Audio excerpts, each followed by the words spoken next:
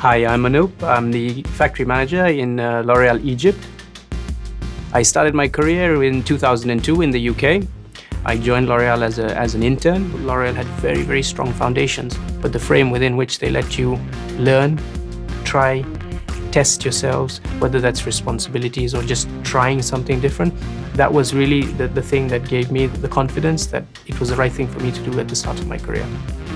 Having the ability to have gone to different plants, I've seen different technologies as well, so hair care, coloration, styling, color cosmetics as well. So you definitely get a very, very strong sense of true manufacturing. I think the biggest achievement so far was to be entrusted with the responsibility to look after the startup of the first greenfield manufacturing facility built in Egypt, a state-of-the-art factory for L'Oréal. Almost 200 brand new people not aware of L'Oréal culture, L'Oréal experience, as well as the cosmetic side of things.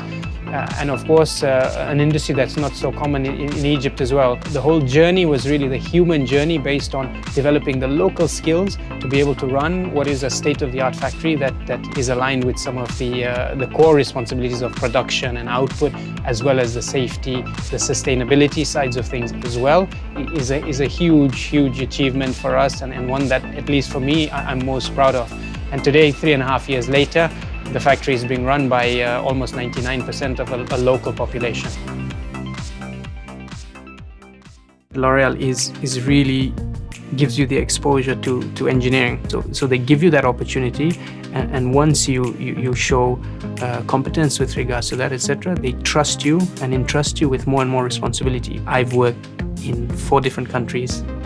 I've had the leadership of the factory at 32 years old. The technical challenge, the personal challenge you have with regards to a company like L'Oréal worldwide is one of the things that keeps me traveling and keeps me working and keeps me challenged every day.